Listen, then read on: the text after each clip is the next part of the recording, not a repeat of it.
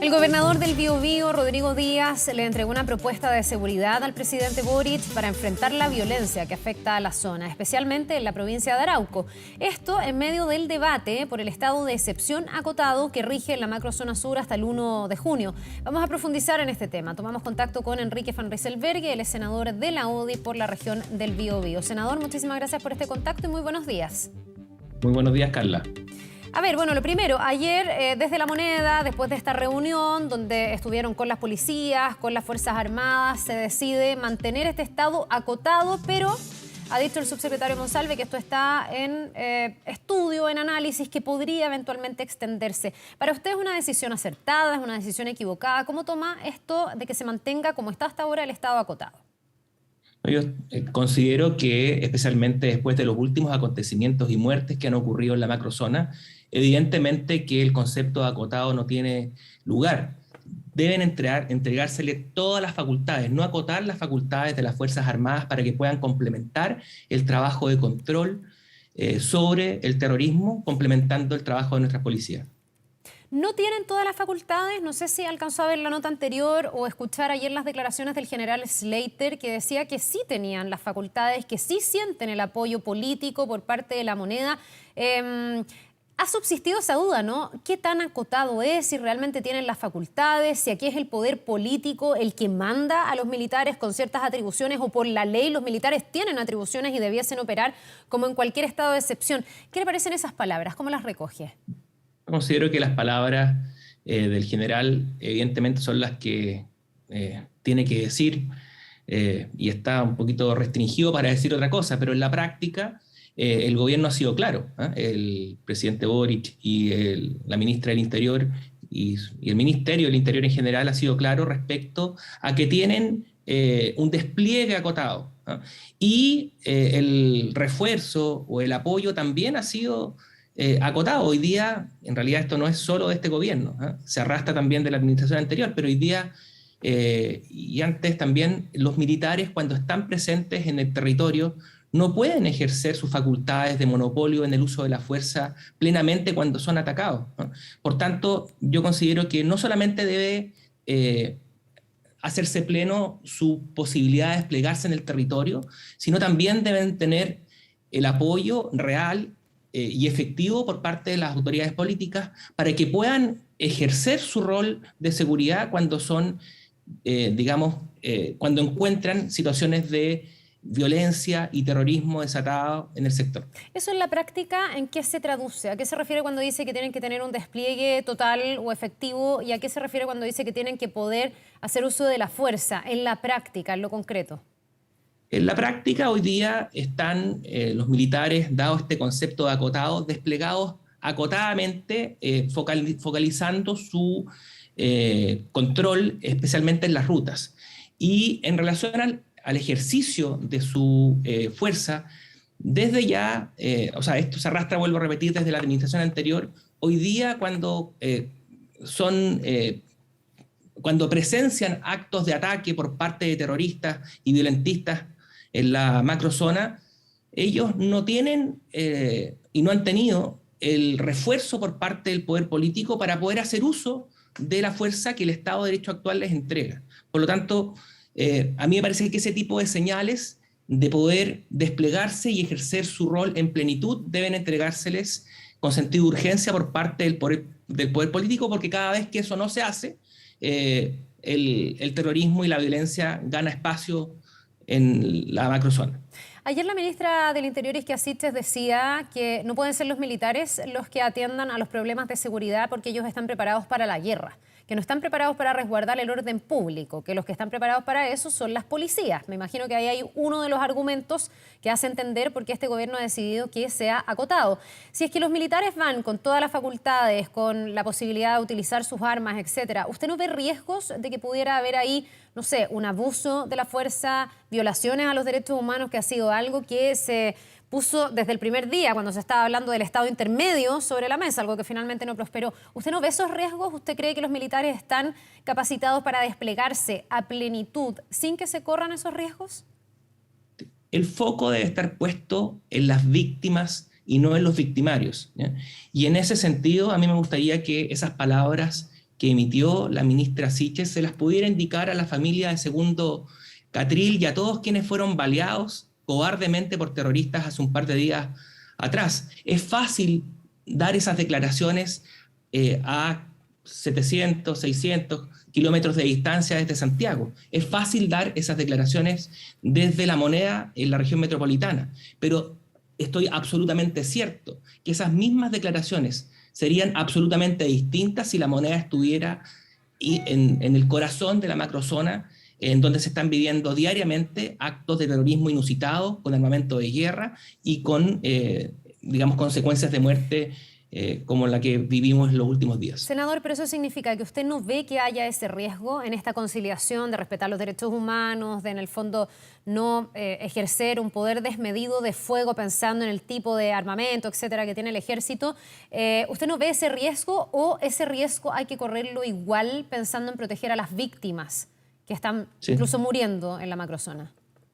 El límite siempre es lo que hoy día entrega el Estado de Derecho.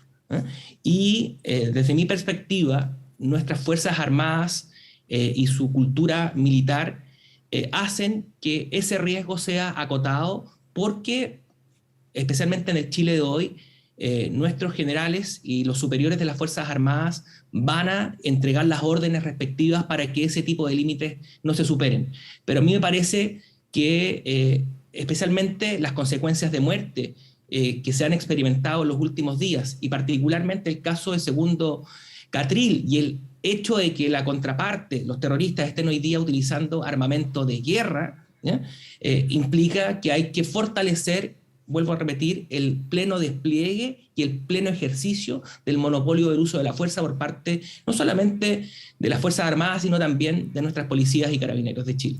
Hay sectores, sobre todo en el gobierno, que temen que con esto que conceptualizan como la militarización de la macrozona sur, que ya a algunos les parece que está ocurriendo con este estado acotado, que a otros les parece ocurriría en caso de extender el estado de excepción y hacerlo pleno, podría agudizar el conflicto y podría entregar una respuesta nuevamente desde el punto de vista de la seguridad a un problema que dicen, y que también es cierto, ¿no? Es mucho más complejo, mucho más profundo, que se traslapa, se confunde en muchos casos con la causa mapuche, que puede ser muy legítima y muy utilizada por estos grupos. Entonces, ¿el estado de excepción para usted ha demostrado ser una solución en la complejidad que tiene esto? ¿No podría ser que al incrementar la presencia militar se agudizara la inseguridad que hay en la zona o esto en el fondo enardeciera más a estos grupos terroristas?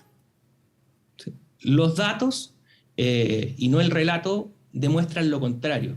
Por acá tengo el nombre, pero una organización de la Araucanía, la multigremial de la Araucanía, hace un par de semanas atrás, cuando comparó lo que había ocurrido sin estado de excepción versus con estado de excepción pleno, y demostró, porque sacó los números, de que efectivamente sin estado de excepción los números habían empeorado sustantivamente.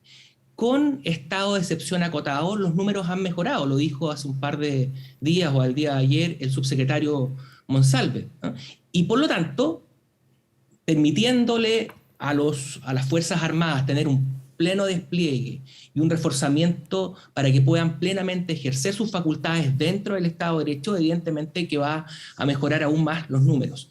Yo estimo de que ese ejercicio pleno de la fuerza por parte de nuestras policías, carabineros y Fuerzas Armadas para mejorar el control de la seguridad en una zona que evidentemente está en crisis, en una profunda y gravísima crisis de seguridad, debe ser complementado con una política pública que aborde las cuestiones de fondo, y esas cuestiones de fondo pasa evidentemente por separar el trigo de la paja, ¿ya? Porque hoy día efectivamente, como usted lo deslizaba, Carla, parte de la base del problema está en que hoy día se confunde o se entremezcla la causa mapuche o la causa de nuestros pueblos originarios con estas otras problemáticas que tienen mucho y muchísimo más que ver y fundamentalmente que ver con el narcoterrorismo y la violencia por parte de antisociales, que no tienen nada que ver con nuestros pueblos originarios, que en su grandísima mayoría es gente de bien y gente de paz. Usted recién acuñaba las declaraciones del subsecretario del Interior, Manuel Monsalve, quien efectivamente dijo lo que usted recién señalaba, que el estado de excepción sí ayudaba a controlar la cantidad de delitos que se cometen, entendiendo él, y muchos expertos también, en que esa no es una solución definitiva y que en el fondo no es la bala de plata ni algo, la herramienta del fondo, ¿no? Pero ¿por qué si el subsecretario, quiero aquí su interpretación, por qué si el subsecretario reconoce que un estado de excepción total y en este caso incluso acotado puede ayudar a controlar la violencia, usted cree que el gobierno no se decantó ayer, por ejemplo, con un estado de excepción total? ¿Cómo interpreta esta negativa del gobierno? Yo considero, bueno, el subsecretario Monsalve hoy día es solo subsecretario, no es ministro ni tampoco presidente. El subsecretario Monsalve tiene además la característica de haber sido de la zona. Él fue diputado por el distrito 21, específicamente por la provincia de Arauco, así que él sabe exactamente cuál es la experiencia que se está viviendo en digamos, en la zona cero. Mi impresión, ¿ya?, es que el subsecretario Monsalve reúne mucho mejor las competencias para poder ejercer un rol como el de ministro del Interior. Desde mi perspectiva, hoy día es el ministro del Interior en la práctica en materia del eje más sensible, que es el eje de la seguridad. Yo invitaría en ese sentido al gobierno, al presidente Boric, a revisar cómo tiene organizado el gobierno. A mí me parece que la ministra Sichel lo está pasando mal en el rol del ejercicio de ministra del Interior.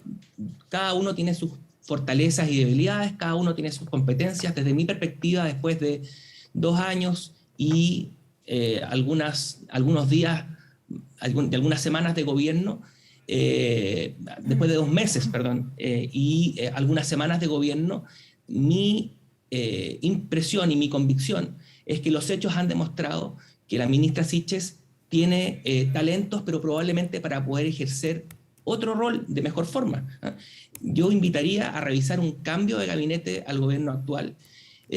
No tiene por qué, si es que hay un lazo de amistad muy estrecho entre el presidente y la ministra, y el presidente le debe a lo mejor alguna gratitud muy especial, especialmente por el apoyo que de ella recibió en campaña. Bueno, si no la quiere sacar del gobierno, por último, que la relocalice en algún rol que tenga más que ver con Senador, sus competencias.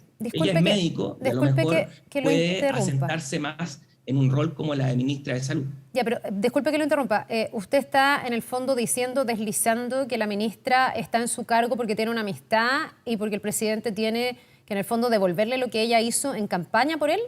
¿No cree que hay un criterio? Porque uno esperaría, perdón, que los criterios para tener ministros sean las capacidades, las condiciones, no lo que usted está señalando. No sé si de verdad usted cree que se mantiene ahí la ministra por esas consideraciones. Yo creo que es evidente y todo el mundo está, digamos, convencido de que el desempeño de la ministra Sichel en su rol de ministra del Interior no ha sido el que el país requiere y que quienes están viviendo las consecuencias gravísimas de la crisis de seguridad en la zona cero, en la macrozona sur, merecen, digamos. Por lo tanto, a mí me parece que si cada uno tiene sus fortalezas y sus debilidades, cada uno tiene sus competencias. Evidentemente que los hechos han demostrado que después de 2 meses de gobierno, las competencias de la ministra Sichel no están alineadas con el buen ejercicio de un ministerio tan sensible y que se ocupa de algo tan importante y crítico como es la seguridad interior del país. Por lo tanto, a mí me parece que un cambio de gabinete debe ser, digamos, debe ser imperativo para, cambiando a las personas, cambiar los resultados.